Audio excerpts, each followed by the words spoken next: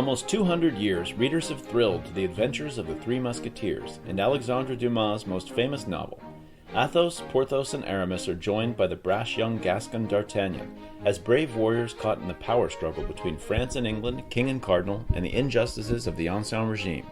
They face off against Milady, a femme fatale far more interesting than her name might imply. Put in just a bit of effort, Dumas. Comedy, swashbuckling, and cavalier hijinks ensue. You might think 2 centuries is enough of a pedigree as a classic, but no. We've decided to read this giant book and judge for ourselves. So get yourself some Anjou wine, and maybe have someone else taste it first for safety's sake. It's time for episode 83 of Toasting the Classics, The Three Musketeers.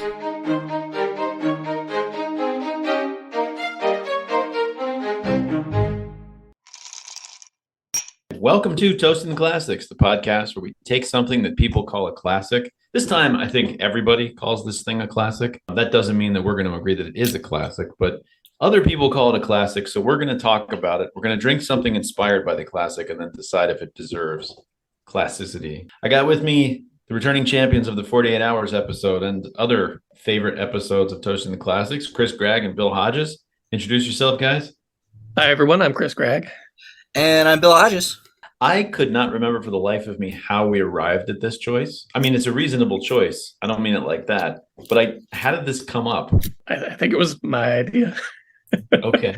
As a matter of fact, I know it was my idea. Okay. It's one of those it's been living in my head for a long time. We had originally decided on Big Lebowski, and so naturally Chris decided that we were doing the Three Musketeers. I think that's what originally we had decided to do a breezy 2-hour movie, and Chris chimed in with, why don't we spend 35 hours reading an enormous tome? So, hey, man, we can't do movies every week. That would be boring. No, we shouldn't do movies all the time. I agree with that. But I do have to say, we started out with Gulag Archipelago on the show. That was the first book we read, and it was 1,800 pages. And we have since been sort of bringing down the page total on those books as we do the show, because it's just hard to justify when it's my choice to suggest a book. It's hard to justify saying to Clint, listen, I actually would really like to read, for example, any one of Dickens's novels. I don't remember if I've ever read an adult version of Dickens books other than Great Expectations. I read a bunch of abridgments when I was a kid. But I would read something like Nicholas Nickleby, but I wouldn't do that to Clint. You got a couple of weeks to read something like that. That's not fair. So we haven't done it, but we sort of had an open clock on this one.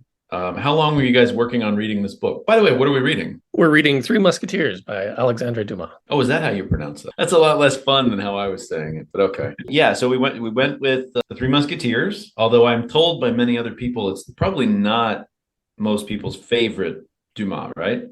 Is that the Count of Monte Cristo? It's Count of Monte Cristo, Man in the Iron Mask, maybe one of the other ones. I think is supposed to be. I think it's Man in the Iron Mask is most people's favorite, but I don't know. I saw the movie when I was a kid, but I don't remember much about it. Neither of you had read this before. I had not. I had read an abridged version when I was a kid. I kind of think I might have read a children's illustrated version of Three Musketeers when I was about 8, but I only vaguely remember doing so. The names all seem kind of familiar to me, was about all. Did it look something like this? It did not. No, it was. Okay.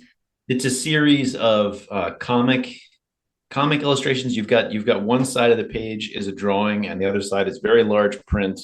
And there's a whole series of them. I read The Time Machine to Alex. I read War of the World. I read a lot of stuff. It was pretty good at introducing me to the great literature, but you're not really reading for little kids, you mean? Yeah, pretty much. I mean, I was 7 or 8 when I read them, and it maybe would have been a little bit. It was a challenge for me to read it at 7. Let's just say it was enough prose for that. But this was the first time I ever really engaged with it. Had you guys seen the movies of this? I think I've seen most of the movies. Yeah, they always have the same structural problem. Is it the same structural problem that the book has, where it kind of goes on without a whole lot happening for gigantic swaths of the material? No, it has rather the opposite problem. Try and do too many things. They don't really have any intrigue. And the Cardinal Richelieu is always this comic book villain, usually played by Tim Curry. Tim Curry. In the 93 version. Is he in the Kiefer Sutherland version? Yeah, that was the 93 version. I never saw that one. I remember it as being an attempt to ride on the coattails of Robin Hood, Prince of Thieves, because it was like the same sort of filming and the same kind of actors, and had a Bryan Adams song. So I think it was. I think they were really trying to get some more of that sweet Prince of Thieves money. Yeah, and weirdly, kind of like Young Guns too. Yes, it was almost like if Young Guns and Prince of Thieves had a baby, it would be the Three Musketeers, the 1993 version. Is Kiefer Sutherland in both of those? Yes, I think he plays Athos, but he's in Young Guns, right? Oh yes, definitely. That's the one. That's what I was trying to remember is who was in that. I can't remember if anybody is in both Prince of Thieves and Young Guns. I can't play Kevin Bacon with those two movies. So who wants to make a stab at the synopsis? That's always our dread moment. How are we going to do the synopsis this time? Are we going to stick with our idea of saying and then having to pass? Did everybody feel like that worked? I don't know if that worked. How about this? How about we start the synopsis and we have to drink every time we say No, I don't know if that's going to work either. But what are we drinking, by the way? That's an easy conversation. Well, it was really kind of you, Dave, to send me this Anjou wine. Oh, you went with the Anjou? Oh, yes, and it was very kind of you to send me that bottle of Anjou, much like in the book, where D'Artagnan's good friend sent him this bottle of Anjou. Wait, Bill. Did Dave send you that wine? Yeah, I didn't send you anything. But it's delicious. Oh, sorry, Bill. Oh, okay, all right. Darn. Good. I was hoping that was a gag. Yeah, I was like, oh no, Bill thinks I sent him a bottle of wine. It's very kind of me. Yeah, good. I like that. Well done. Nicely. I think Chris and I kind of stepped on your bit, but oh well. That's okay. I feel like we were participating in What? Chateau de Roulier. It is. It's a Chenin Blanc. Oh, is it the same thing you have? Well, no, I have another bottle of Chenin Blanc, but this is just a rosé. This is also an Anjou wine. Oh, you guys did do Anjou? I thought we talked about doing Gascon, but only Gascon wine I could find in the local Total Wine was actually just called Gascon and made in Argentina. So I figured probably not. Yeah, no, that's no good. Well, I probably shouldn't even admit what I ended up getting because I went to Giant to get groceries today with the kids, and I was thinking, okay, well, let me just check and see what they have. And I found several bottles of wine from the south of France, which I was trying to do Gascony. Apparently that's impossible, but I found Côte d'Aron, a couple other things like that. And then I couldn't look anything up on my phone because they didn't have any cell phone service in the Giant for some reason at University Mall. So I had to try to remember which provinces were closest to where Gascony is. And so I was picking things. And then I realized I'm staying in a hotel room and I have no corkscrew. So it has to be a twist off bottle. And I'm actually surprised I found this. I kind of thought maybe French wine wasn't allowed to have a twist off label. Like maybe that would be something they would require is that it's closed with a cork. But I did find a twist off bottle of Sauvignon Blanc called French Blue. And I don't even know what region it's from. So I have completely failed in this endeavor. It's Bordeaux. It is a Bordeaux. Wow, I didn't even know they made wine in a high C packet. One of those things you have to punch through really carefully. So by the third or fourth bag of wine, you're in a lot of trouble. You're going to spray it all over the place. So I've got a Sauvignon Blanc that is from France, but that's the best I could do. Sorry. Is Anjou good? You guys enjoying the Anjou? Yeah. Yeah, it's actually surprisingly good. I'm going to let it mellow out a little bit, but like acidic up front, but it mellows out quite nicely. I'm not a wine guy, so I don't have the language for it, but I enjoy it.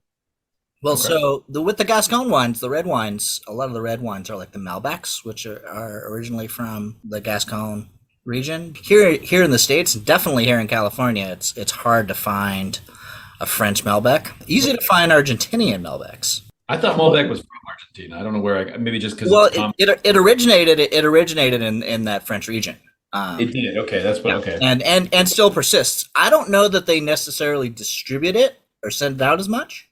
The issue with it was there was a big blight for Malbecs, as I understand it, and it kind of killed off the French Malbec industry. And then they discovered they had a bunch of strains of it in Argentina, and that's why it became such a big thing down there. Is this part of the big phylloxera blight, or is this a different one? I couldn't tell you. There's the big one that basically wiped out the entire French wine industry. And that's why we have California wine today, because it was like they almost lost the French wine. Essentially, it was so bad. I think they actually had to reseed a lot of French wine with grapes from California because there was much damage done at the time. But I didn't do any research on it. So I'm sure there are people listening out there right now who are aware that I'm full of poop. But anyway, so there is some story like that. Well, and with the Anjou wines, actually Anjou grapes are Chenin Blanc grapes. Okay, but Anjou is a place, right? So theoretically, so Anjou is part of the Loire region, which includes Anjou and I forget the other one that starts with an S. It's like or something. Do you just pick this information up through osmosis, living as close as you do to Napa? More or less. And I did a little bit of research on it. Oh, and he's worked in a lot of bars. He's I've worked in bars, sure. That's true. I always forget about that. So I'd like to take a shot at summarizing the book in a slightly non-linear way, if that works for you guys. Oh, yeah. The only thing I like better than reading a 673-page book is trying to remember it in non-linear fashion. Okay, go ahead. Let's do this. Well, in my brain, it's split up into 3 parts. So the first part is all about adventure, excitement, D'Artagnan proving himself. The middle part is, as you said, stuff drags on way too long. And it's really hard to summarize in any concise way at all, but it involves all the Milady shenanigans. The beginning of the Milady shenanigans, the La Rochelle siege, the part where they go to war. And then the last third is the Milady denouement. It's all about intrigue and wars on paper between nation states and the conclusion. That's breaking it into 3 parts essentially. Yeah, because that's what it is. We meet D'Artagnan as the first musketeer. And sorry, that's not correct. As a non-musketeer, wants to be a musketeer, who comes in and meets the other guys, starts out by trying to fight them. They all are going to have a duel. So I really love the first chapter. D'Artagnan is given 3 things from his dad to cherish and hold always. And hopefully you remember what they were. It's a letter as a letter of introduction to Monsieur Trivel to join the Musketeers. It's his family's honored sacred sword. And it's the old horse that his father had that he's supposed to keep with him. And by the end of the very first chapter, he's broken the sword, he's lost the letter, and then he sells the horse, so he's got some money in Paris. Pretty good. I think one of the running themes of this with the characters is that a gentleman in this era is not supposed to concern himself with money. And so money is constantly a problem for these guys. And then they get it and they just throw it away immediately. They just drink it away, really. They drink it, they give it away, they say they don't need it, and then they need it, or they gambled it away, right? So I read some things about Dumas afterwards that made me think differently about this. I thought he was saying, oh, these are just amazing cavalier gentlemen, and this is the way they behave. But there's a lot in this book that is a critique of the way people behaved in the Ancien regime. And that's pointing that out. It's very similar to Tolstoy. If you've ever read War and Peace, all the gentlemen gambling away everything and putting themselves in like lifelong debt with like one game of whatever it is that they play, is very similar. So I think it's actually a critique of people behaving that way, which I like a lot better than me supposed to think that they're cool, because I can't stand people acting that way. That drives me nuts. So rather than glorifying it, he's kind of showing the stupidity of it all. They're fools. I think it's close to something that very much surprised me about this book is like what a bunch of idiots the Three Musketeers and D'Artagnan are. Like they're not amazing warriors who are always right. So they're idiots most of the time, but we can get into that more later. They seem to be pretty dang good warriors from what I can tell. But yeah, they are constantly doing stupid and foolhardy things based on what we see. They are at the siege, right? Like at the siege, they kill all those guys who knock on the wall down and shoot them. And they're really good. What I noticed is they're really good with their guns. D'Artagnan's the only one that does particularly well in the sword fights. The other guys seem to lose their sword fights as often as they win them. They were valorous in terms of being willing to sword fight to the death, but they didn't seem to win their fights. I had thought of this as being, like the Three Musketeers were going to be these guys that just were undefeatable with a sword, but really they're actually better with their guns. I noticed. I was surprised by that. I think the only time any of them ever really lose is one of them when they're at a deliberate disadvantage, when they're outnumbered or going into a fight wounded or something like that. I suppose so, but it definitely wasn't like a case of them killing 50 guys with their swords. Like the way I was thinking of it as like a swashbuckling, one of those old pirate movies where like, Douglas Fairbanks Jr. just always wins all of his sword fights, and he's just better than everybody. And that's definitely how the 93 film and the 2011 film depict all 4 of them, right? They're just and the Musketeers as these BAs with their swords that always win. Yeah, like taking on 3, 4, 10 times the number of Cardinal Richelieu's guard. Yeah, the guardsmen, right?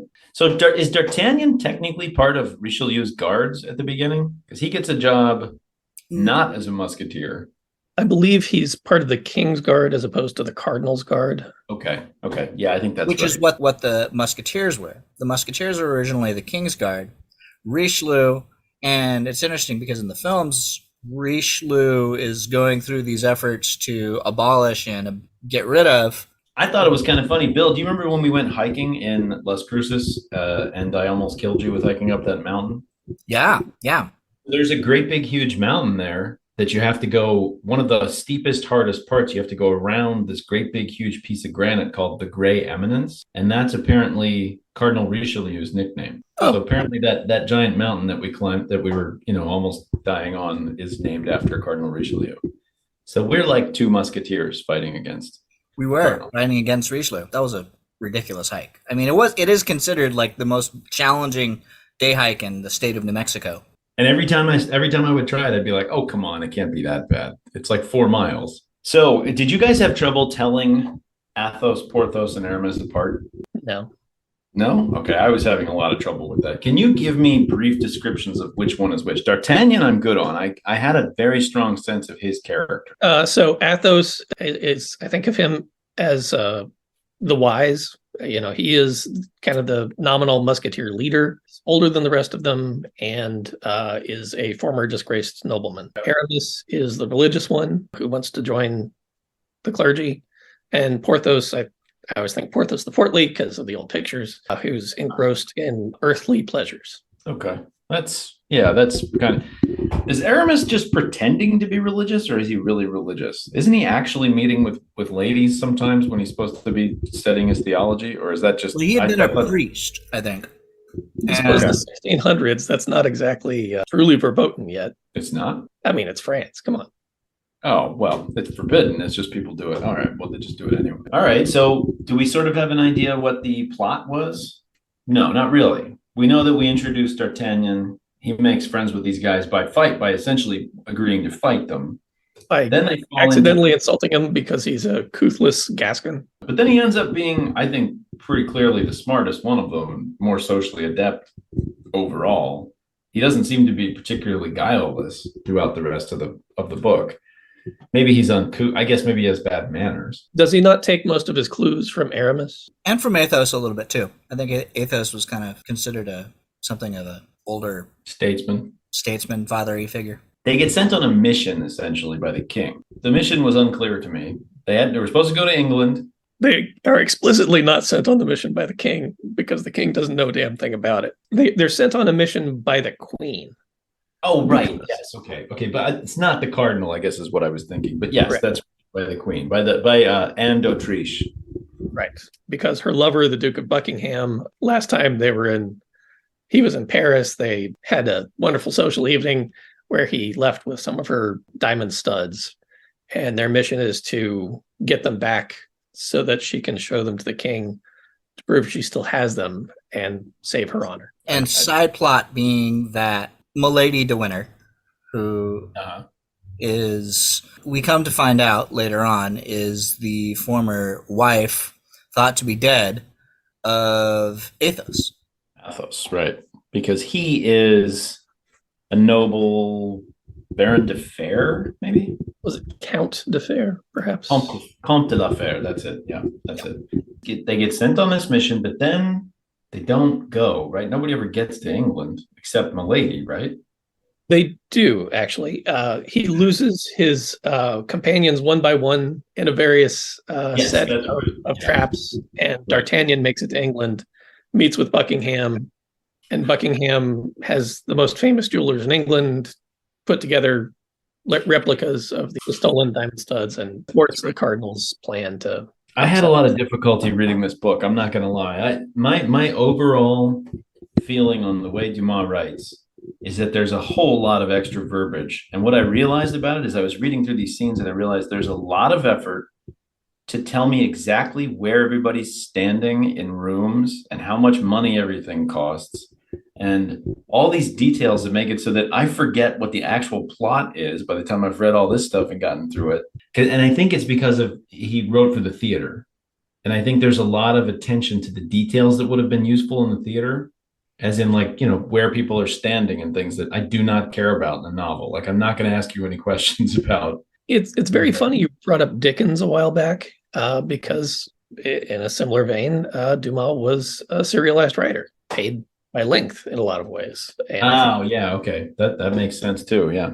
You can really, I think, see the serialization of a lot of affects that appeared throughout the book, because you'll have entire chapters where people say peste all the time, or blood, which is supposed to be God's blood, but you can't say God in the early 1800s, and so they just apostrophe. That was one of my favorite things I learned, is that expressions like sacre bleu are because bleu rhymes with Dieu, so you can't say Dieu, so you say sacre bleu. What you mean is sacred God. You're trying to say God damn it, basically. That's cool. I had no idea. That's really fun. And that was one of my favorite things I learned reading this book. I'd never thought that through. It makes perfect sense. I was just generally kind of struggling to read the book in a lot of ways, if I'm being honest. When I would sit down and read it, I read the last 50 pages today, and it went pretty good, the last 50. But there were times when I was trying to read a few pages at night before bed, and I was just like, oh man, could something please happen? It was just the bit where Milady is in the prison cell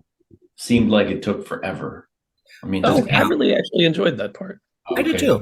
Kind of. I'm glad somebody did.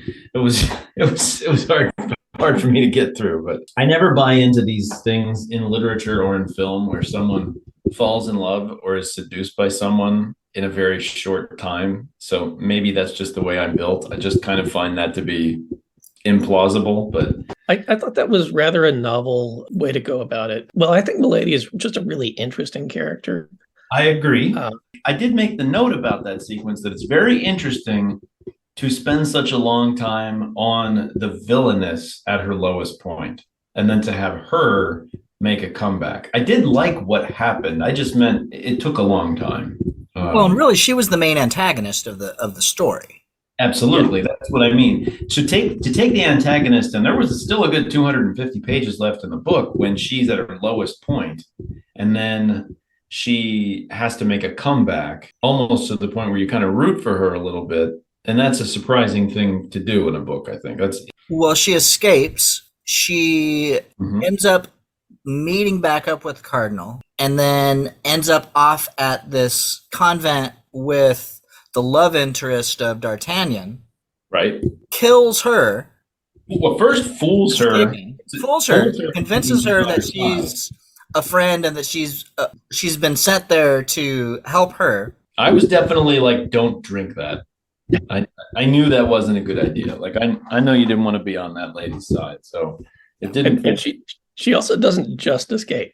She uses her feminine wiles to convince a Puritan who's supposed to be like the most resistant to this. You're talking about the guard? Yeah, John Felton.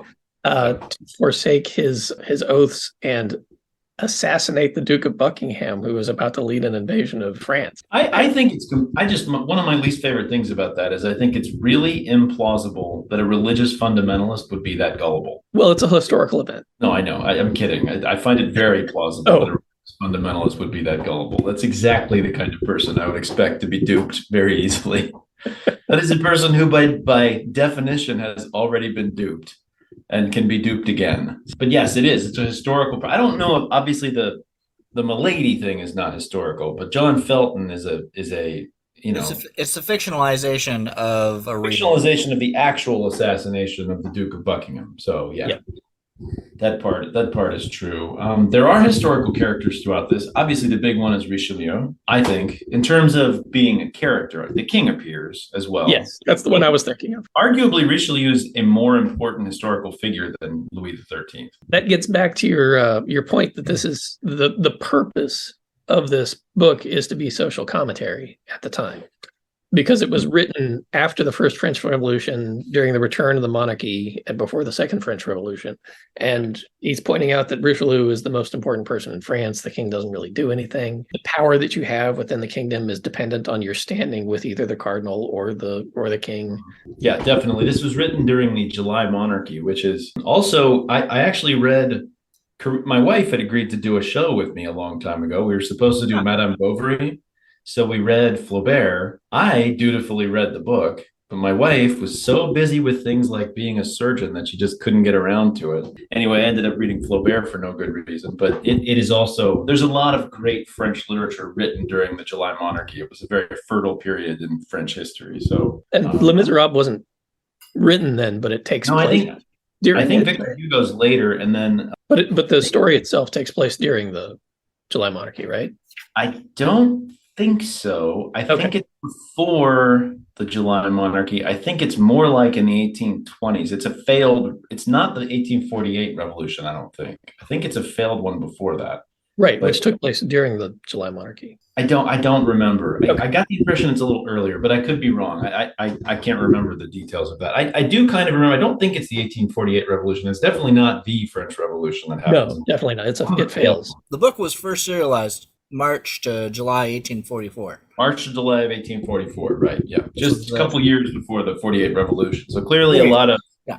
renewed resistance to the monarchy and to the ideas of the ancien regime are very important in 1844. So that's a lot of what's going on under the surface of this book. It's pretty much contemporary. No, it is contemporary with Dickens. Not pretty much. It's 100% contemporary with Dickens, who is also serializing books in Britain at the same time.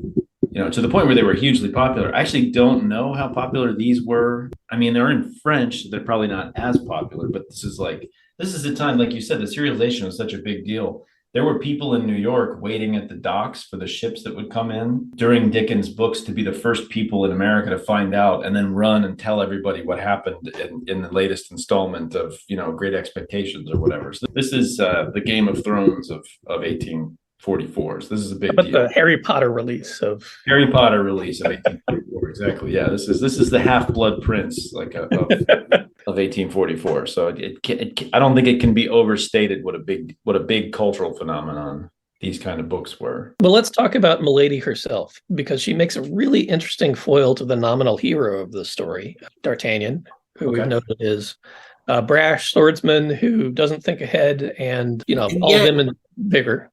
And yet was convincing enough to fool her. And I was going to say, not just convincing, but plotted. I mean, he planned the whole thing out in advance and really fooled her. So he did for a short while. But she, in contrast, is a thoroughly evil, beautiful master manipulator, I guess.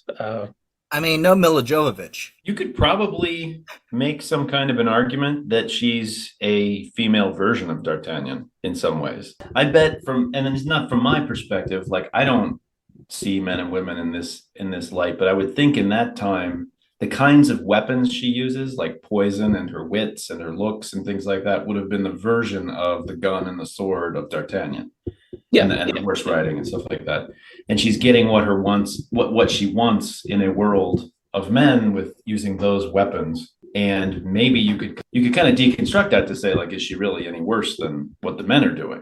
I mean, she murders people, but they all have people killed too, and they kill people. And there's the moment with D'Artagnan and her maid, which that's he's a real slime bucket there, right? Questionable consent there, yeah. Sure. No, I mean, he gets consent, but it's definitely slimy. It's not good behavior. It's no worse than the manipulations that she would be guilty of. What are her motivations? I mean, she was seeking power and money from the cardinal. For herself?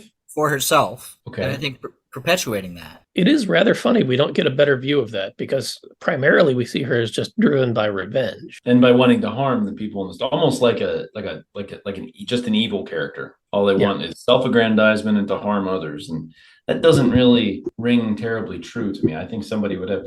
There's something going on in her character with the fleur-de-lis that I don't quite understand, and her past that I don't quite understand. So that she had a tattoo of the fleur-de-lis, which apparently at the time, and I don't know how historically accurate it was, they tattooed that on her as this sign of being someone who had formerly been imprisoned.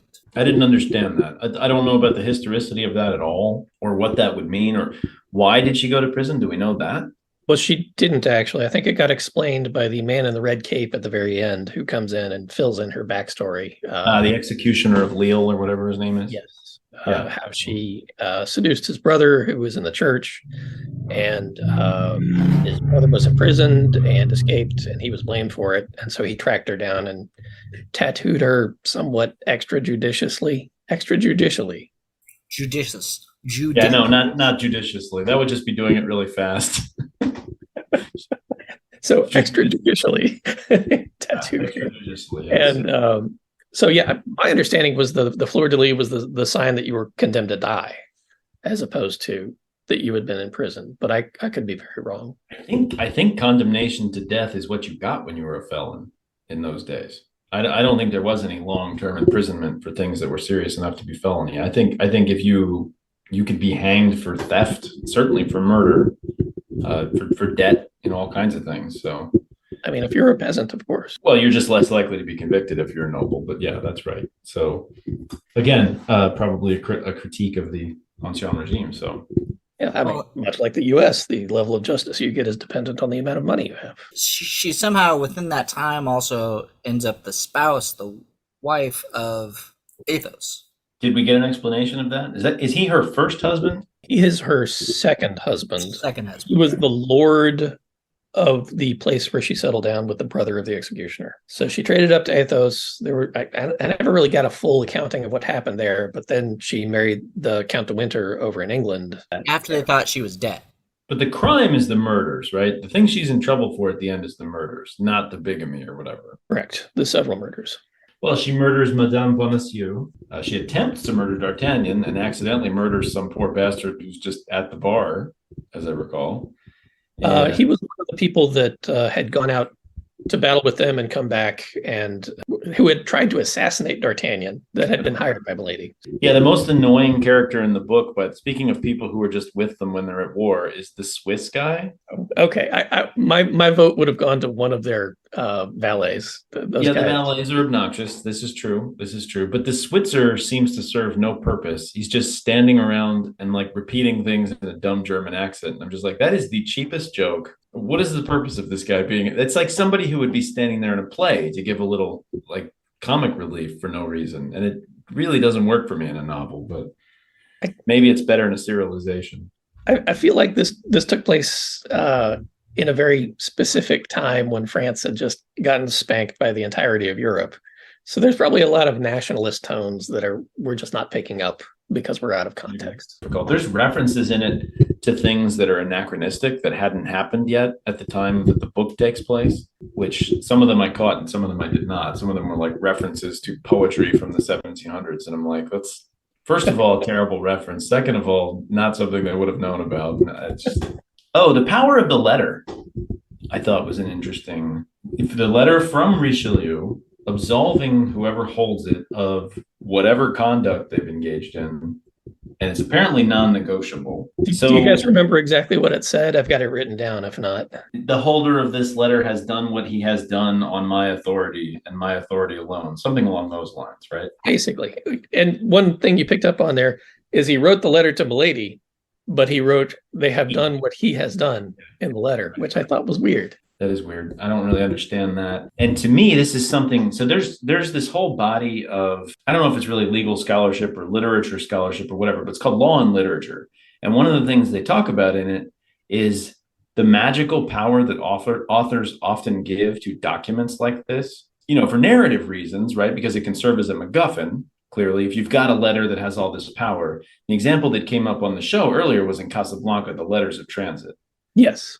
Every time I watch that movie, I'm like, these are Nazis. Why wouldn't they just ignore and throw away the letters of transit? What do they care about these? But you need this totemic power to the letters to drive the story along. Otherwise, who cares if Laszlo gets a hold of the letters? The Nazis will just tear them up. If Richelieu didn't want to honor this letter, he would just throw it away. Why wouldn't he? But I don't understand. There's no court that's going to help D'Artagnan once he's been killed. So I think that's the whole point of it in my mind. It is a ploy to amuse Richelieu, because Richelieu has always been kind of partial to D'Artagnan, in spite of D'Artagnan foiling him time and time again, because he respects the way he acts with honor and panache for no other word. He doesn't see him as a threat. And capability. I think he's just impressed with how capable he is. And he also doesn't like Milady particularly much, even though he doesn't. So D'Artagnan solves that problem for him. He presents him with his own letter to give him a fig leaf to cover it, and it devolves back to the original problem that it's a political statement. Your power, the power you have, flows from whatever standing you have with the authorities in charge. So if you amuse them and you think that you shall be of use to them in the future, they'll overlook crimes. Sure, why not? Yeah, and then it gives like a sort of in-world reason for the cardinal to actually honor the letter. That makes it work a little better for me. Yeah. But he went into that meeting expecting to die, and he talked himself out of it, sort of. And got a promotion. Yeah. And got a promotion, and then tries to give the promotion to the other musketeers, none of whom want it. So he becomes a musketeer officially after their sortie at the siege of La Rochelle, right? So he is actually officially a musketeer for like the last 300 pages or so of the book. I didn't 100% know this. I think I knew that D'Artagnan was not one of the musketeers, or that there was actually 4 musketeers. I'm pretty sure I already knew that before I read this book, but that would be, I think, a lot of people's biggest surprise in reading this. Is that, it's actually about 4 musketeers. Here's a question. D'Artagnan was the main character. He's the main character, and he's not one of the musketeers, right? Right. Here's not one of the 3 musketeers. Off the top of your head, how many musketeers are on the candy bar? Funny you say that. I thought it was 3. I'm guessing it's 3, but I don't know. There's a picture, right? Isn't there an icon of the 3 musketeers on there? Not on the mini. Oh, not on the mini. It does say 3. You are awesome. That's nice. A little affirmation right before you eat candy. That's good. I looked up the old 1970s Three Musketeers candy bar, and there are indeed 3 musketeers on it. Okay, I kind of figured there would be, but so D'Artagnan gets left off of the not presumably, yeah. Presumably, the candy was created at some point in the first half of this novel. So I don't think we've actually talked about the denouement, the way it all wraps up with Milady and the Musketeers. Well, she's captured after she kills Constance Bonacieux, who incidentally was D'Artagnan's landlord's wife. Just throwing that out there. And they formed a quick relationship too. Those two, Constance and D'Artagnan, kind of all of a sudden came together, and he was like being nice, and they kind of just fell in love. It's a nice name for her, right? Considering her behavior, Constance. It's really not. That had to be an intended joke. Right? I think so. Yeah, I think that's because she basically just keeps running off with a different guy, every guy that talks to her. Again, probably a comment on the loveless marriages that existed. Although I would think that would probably still be mostly the case in 1840s France, but that's pretty much what Madame Bovary is about as well. I wrote down a little note because I was thinking all the little details, like how much the horses cost. There's a lot of horse trading and how much they cost. Literal, yeah. And I was thinking about it, and I was thinking, have you guys, I don't know if you remember this movie as well as I do, but Stand By Me, when the main character, Gordy, tells everybody the story about Lardass and the pie eating contest. Greatest part of it. And everybody throws up in a contest. Everybody loves the story. They're all laughing. And then the one kid, Vern, is like real quiet. Then he's like, wait a minute. There's one thing I don't understand. And he's like, yeah. Did Lardass have to pay to get into the contest? No, Vern. They just let him in. He's like, oh, okay, great story then. And I'm thinking all this stuff about the horses and how much they cost was written for that guy who reads the story. And then at the end, he's like, wait a minute. I don't understand something important. How much did the yellow horse cost versus how many pistoles did they get for this? How many écus add up to a louis? That's what really matters here. I bet the part that really drove you crazy was when one of the musketeers gambled away his horse. One of the things that drove me crazy was when he gambles away D'Artagnan's stuff. Yeah, he doesn't gamble away his own stuff. He gambles away D'Artagnan. And I'm like, I went to law school. I know this. You can only sell or gamble away your ownership in something. You cannot gamble away someone else's ownership in something. Actually, that's a way to get around the, if I sell you the Brooklyn Bridge, I'm selling you my rights in the Brooklyn Bridge, which are 0. So, Bill, did you, real quick, did you notice the profession of D'Artagnan's landlord? No, what was it? He was a seller of cambric. In other words, Mercer. That's right.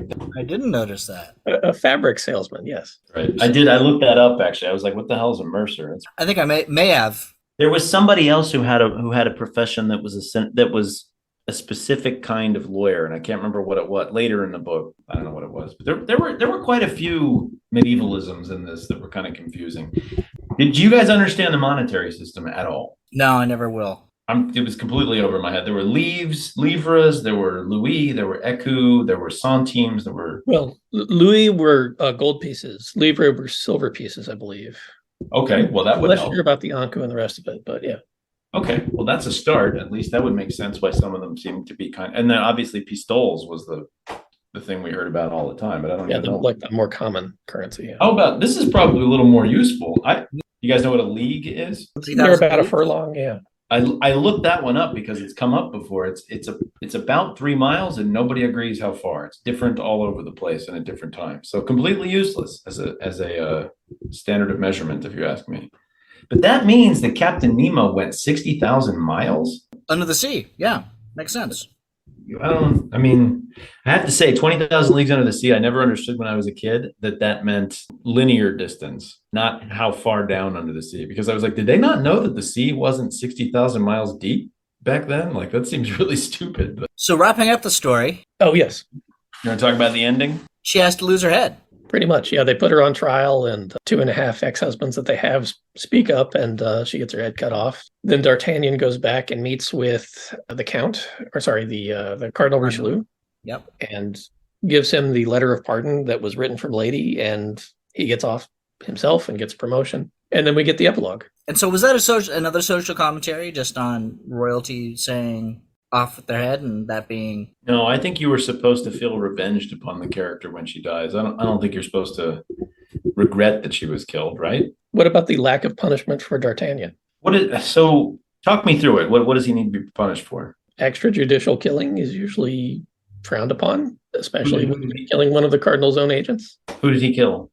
I'm forgetting. Milady.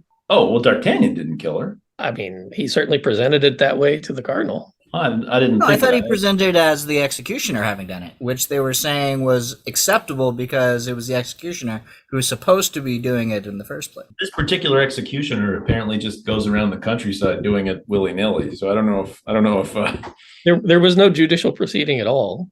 The executioner branded her on his own. They held a farce of a trial. There was no judge. Is she actually a noble though? Well, she's a countess in England. Married to a count, but that was fraudulent, right? Which count? Athos. She was married to Athos. And De Winter. Yeah. Well, yeah, De Winter later, but he's in a different country. Well, I don't know. I guess you still count as a noble, even though you're from a different country, right? Well, no, I think actually he was supposedly from... I think the Count de Winter was from France. It was his brother who came back looking for her after finding out he had been killed by her, who was from England. Okay. Yeah. I guess I thought that was his castle when they went back to England, Baron de Winter's place, the place where Felton was, which, by the way, they're escaping from that place, climbing down a rope, right? Yeah. Yeah. He's like a hanging rope around his neck as they climb down the rope. And at one point he says something and she faints. Women faint a lot in these books.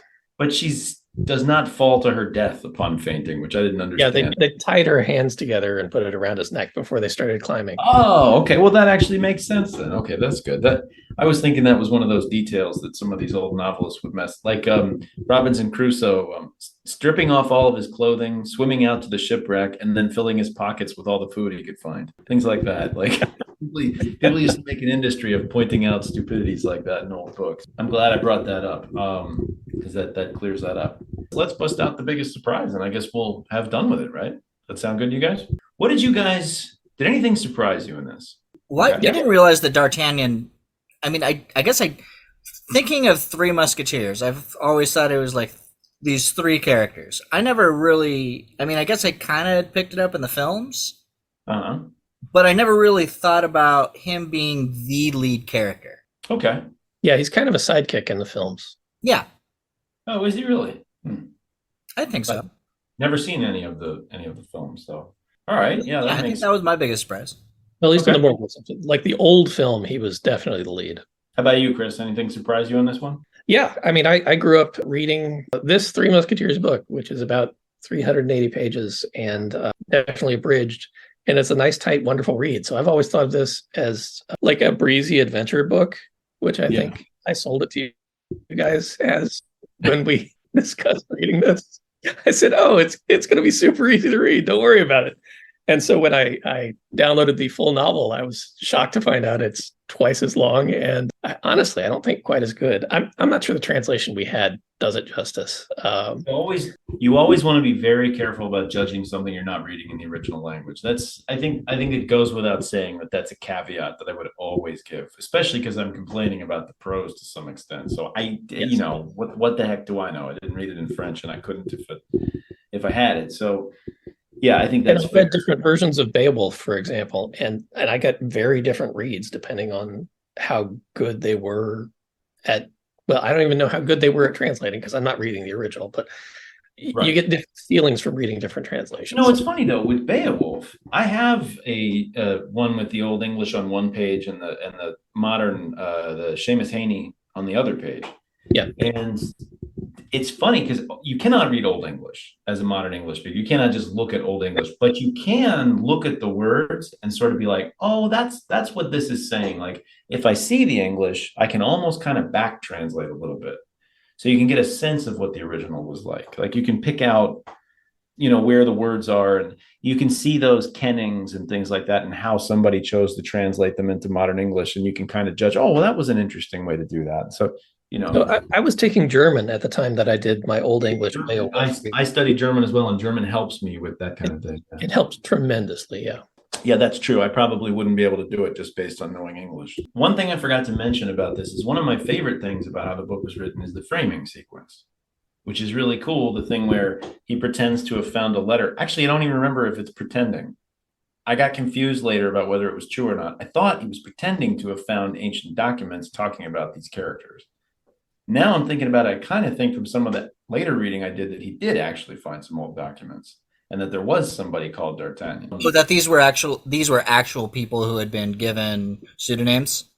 But not just that, but that there was a secret, like an old forgotten document where he'd sort of read these stories. And I don't think that's real. I think that's fake, but I thought that was a really fun framing sequence. Yeah, kind of like I, Claudius. Yeah, kind of like I, Claudius. Yes. Oh, I actually forgot about that.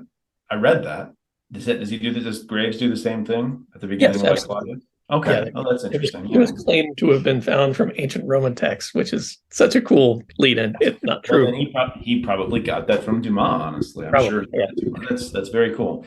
The other thing I thought was neat was, and again, I can't corroborate this, but I read it's the first time anybody used the phrase "to be continued." Obviously, which would be French, but the first time anybody ever ended something by saying "to be continued" and then wanted people to read it again. I thought that was amazing. That's really cool. That's kind of a big one. But I think my biggest surprise for reading this, and I don't know why I didn't think of it because it was patently obvious to me the second I started reading, is how much this inspired The Princess Bride. The connections between this and The Princess Bride were like huge. And I was like, The Princess Bride didn't spring forth fully formed as much as I always thought it did, which is one of my favorite movies. There's definitely an element of this. And there's a Richelieu, except that Richelieu and Milady are one person in The Princess Bride, pretty much. Well, and The Princess Bride, the novel version of The Princess Bride is very similar in that they do the exact same thing. He's in this place where he's doing all of this research and uncovering all this information. I forgot that. I forgot about that. Yeah. Very cool. Yeah. Anyway, I thought that was pretty cool because that really that illuminated what I would consider to be probably one of my top 10 favorite movies of all time, especially in terms of something that's just an original work. I think that's one of my favorite movies ever. So that opened that up for me, and that was pretty cool. But there's a lot of interesting stuff. Oh, this is something I think I was kind of aware of this, but that Dumas was a quarter African, of African descent. That is a cool fact about him. And I think I knew it, but that's kind of an interesting thing too. I think his father was from Haiti, if I'm not mistaken, and then came back to the New World. Came back to the Old World and made his way in France, but I may have some of those details mixed up. But I thought that was a very interesting history. What are we doing with this? I think we should just put it up to a normal vote because I think technically this was Chris's pick, but there's 3 people, so we can break a tie. And I think we should go ahead and just put it up to a normal vote. So, Chris, are you sticking with it? I think I was able to find it. It's not the book I remembered. It's not the high-flying adventure book, but there's social commentary, there's just some really memorable characters, and it is a notable adventure with a fantastic foil. So yes, I'm definitely going to stick with this one and say it's a classic, and just caution anyone going into it that it does stall out a bit in the middle, at least for me. Doesn't read as the most quick thing in the world. Yeah, there's one of my favorite things about it is some of the, and this is something I've always appreciated about Dickens as well, is there's a lot of original plotting, a lot of things that are going on in the plot that aren't just based off 100 other things before. It may have something to do with the serialization. I think that may be a virtue of that medium is that you were able to have a more convoluted plot. I mean, that sounds maybe not like a virtue, but the way I phrased it, but I think it is a virtue in some ways. So anyway, so Bill, what's your feeling on My take? Well, what I really think is most fascinating is just the different takes that have been created out of the story. Okay. In terms of the film versions, the theatrical cinematic versions of the story have so many similarities, but also just huge numbers of differences. But it all comes back to this original story, and definitely overly verbose. But I think that we can chalk that up to some degree. For me, as far as the vote on this, what I wanted to say is just that there's so many cool variations of the Three Musketeers story, right? Okay. From things that Disney has done, things like there've been, I don't know how many films have been made on this. There's a series, there's a show now, or there has been a show that went multiple seasons that told the story. When I looked at I was actually thinking that. I was thinking, would this make a good serialized TV show? I was like, yeah, it probably would, actually. Especially because I'm sure you could get at least one season out of this book that would be a good season of a show. And I think it went like 3. But one of the things I noticed is that a lot of the adaptations, for obvious reasons, were in French. So they weren't anything I was familiar with. But I think there's been dozens of film adaptations of this, and at least 2 or 3 in English that I can think of. So I'm sure there's quite a few. I think at least 3 of the first book, even of the first book, not even the first book. So that's something I didn't know. The Three Musketeers I know are in The Man in the Iron Mask. Are they in anything else, or is it just The Man in the Iron Mask? Well, as far as the novels, there was the 20 years after. I don't know, and I haven't read any of those, so I can't tell you.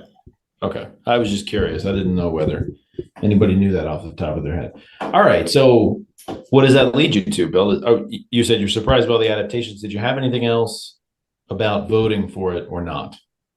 Well, I mean, I think that going towards supporting the idea of Dumas being this novel being a classic, I think so. I think this is a classic for the fact that it has been taken, and we were talking about how going into like The Princess Bride, right? It just right.